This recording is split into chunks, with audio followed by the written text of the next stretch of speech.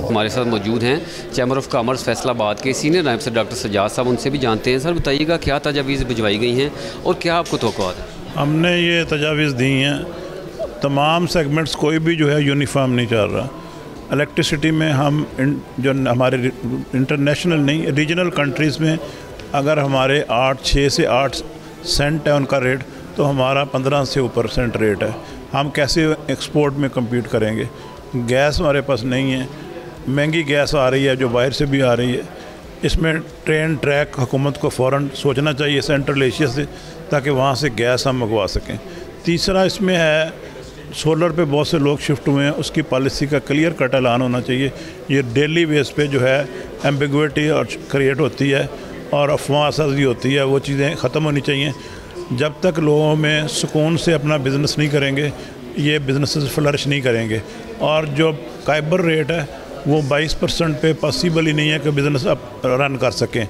और जो रिफंड्स हैं बिज़नेस कम्युनिटी के, वो 1 वीक में मिलने चाहिए। स्पेशली SME सेक्टर इससे बहुत इफेक्ट होता है, क्योंकि उसी पैसे की सर्कुलेशन से उसने अपना निज़ाम चलाना होता है। ये बहुत बुनियादी चीज़ें हैं जो फौरी तौर पे होनी चाहिए। अदरवाइज़ और एग्रीकल्चर सेक्टर में जिन लोगों को पे टैक्स नहीं है, उन लोगों को भी टैक्स नेट में एंटर करना चाहिए, ना कि उन्हीं लोगों पे बार बार टैक्स बढ़ाते जाएं। और इंडस्ट्री जो है जिसका GDP में 21% है और टैक्सेशन में 68% है, और एग्रीकल्चर का 25% GDP में है और 1% टैक्स में उसकी रेट है। ये एग्रीकल्चर को भी इन्वॉल्व करना चाहिए।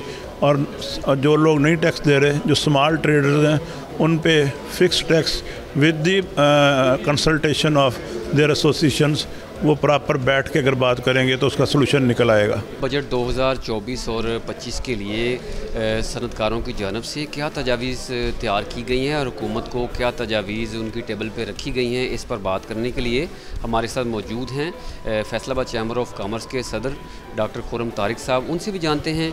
सर ये बताइएगा क्या तजावीज़ हैं, आप गवर्नमेंट को किस तरह कायल कर रहे हैं, क्या क्या तजावीज़ दे रहे हैं जिससे इंडस्ट्री भी चले, आपको भी रिलीफ मिले, रोज़गार के मौके पैदा हों और मुल्क की मईशत भी मजबूत हो? देखिए, इसमें सबसे बड़ा जो वज़न है ना इस बार, वो बिजली की कीमत पे है।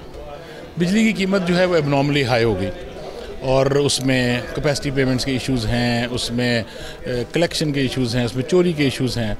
तो जो बिजली की कॉस्ट आती है, उसके ऊपर आपकी जो डिस्ट्रीब्यूशन की कॉस्ट आती है, वो लोगों से चार्ज करें, इंडस्ट्री चलना शुरू हो। इंडस्ट्री चलेगी, लोग एम्प्लॉय होंगे, वहाँ से भी टैक्स आएगा, उनका एक हर जगह से एक टैक्स का सर्कल। तो आप टैक्स की रोलिंग पे बिलीव करें। टैक्स एक आउटकम है कारोबार का, मुआशी तरक्की का। अगर हम उसको रोकने के लिए इस्तेमाल करेंगे तो फिर पहिया रुक जाएगा। तो बिजली सबसे पहले। दूसरी बात यह है कि जो गैस है, अब गैस की हमारे यहाँ हर जगह मुख्तलिफ प्रोविंसेस में फ़र्क है, ट्रेड्स में फ़र्क है। इकोनॉमिक वैल्यू निकालें, जौन सी गैस आपको डॉलर देती है उसको प्रायोरिटी नंबर 1 पे रखें, जो भी वो जिस भी इंडस्ट्री में इस्तेमाल होती है, और उसको प्रायोरिटी नंबर 1 रखें। जब बच जाए उसको प्रायोरिटी नंबर 2 पे ले जाएं, और जो कंज्यूमर्स हैं उसके बाद उनको ले जाएं। तो हमारी प्रायोरिटी लिस्ट गलत है, उसका ठीक होना ज़रूरी है। और फिर जो वायबल नहीं है वो RLNG पे चलाए। तीसरी चीज़ है टैक्सेशन। टैक्सेशन में ऐसे टैक्स लग जाते हैं जिनका कोई रैशनल नहीं होता, जिनका प्रॉपर लॉ डिवीजन ने स्टडी नहीं किया होता, और वो फिर कोर्ट्स में फंसे रहते हैं।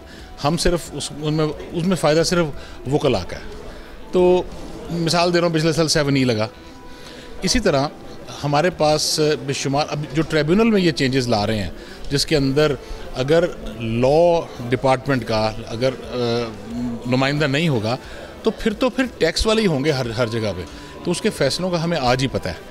तो ये खुदारा इसको जस्टिस बेस्ड रहने दें, जितना मर्ज़ी तेज़ करा दें, एक्सपेडाइट कराएं, मगर रहे जस्टिस बेस्ड। IMF से सर जो बातचीत चल रही है, उस हवाले से आया कि वो चीज़ें रिफ्लेक्ट करेंगी बजट में, उसमें आपने इंटरवेंशन को तजावीज़ दी हैं कि आपकी बात भी सुनी जाए ताकि आपको रिलीफ मिल जाए? देखिए, IMF ने हमें कोई रिलीफ नहीं देना। IMF ने तो एक टारगेट देना है आपको। IMF को टारगेट दे रही है कि बिजली में लॉस इससे ना बढ़े। तो अगर आप लॉस कम नहीं कर सकते और रेट बढ़ाएंगे तो इसमें IMF का फॉल्ट नहीं है। तो IMF तो आपके अंदर स्ट्रक्चरल चीज़ें आपकी तसहीह कर रहा है, मगर आप अपनी तसहीह भी सही तरीके से कर लें। अगर आप सही तरीके से नहीं करेंगे, उन्हीं पर लोड डालेंगे, गवर्नेंस वीकनेस से चलेंगे, तो फिर काम नहीं चलेगा, फिर मुल्क का पहिया रुक जाएगा। टेक्सटाइल इंडस्ट्री में क्या कैपेसिटी है, कितना रोज़गार दे सकती है और मुल्क की मईशत को कैसे सपोर्ट कर सकती है? देखिए, आज हमारे पास एक्सपोर्ट में ये टाइम ने साबित किया है, आज हम $7 बिलियन नीचे आ गए, तो वो तो कैपेसिटी वैसे ही एग्जिस्ट करती है। सो इसके ऊपर आप सिर्फ 2, 3, 4 बिलियन $10 बिलियन के ऊपर जाना कोई बड़ी बात नहीं है। और $10 बिलियन का मतलब है कि अगर हम आज 18 पे फिर रहे हैं तो 40% राइस, तो 40% राइस का मतलब है 40% ही मजदूर बढ़ जाएगा, 40% ही वेंडर बढ़ जाएंगे, 40% ऑक्सिलरी इंडस्ट्री बढ़ जाएगी। तो ये एक ऐसा सर्कल है, ऐसी बहार है, उसको देखने को हम तरस रहे हैं। सब्सक्राइब करें और बेल दबाएं ताकि कोई खबर रह न जाए।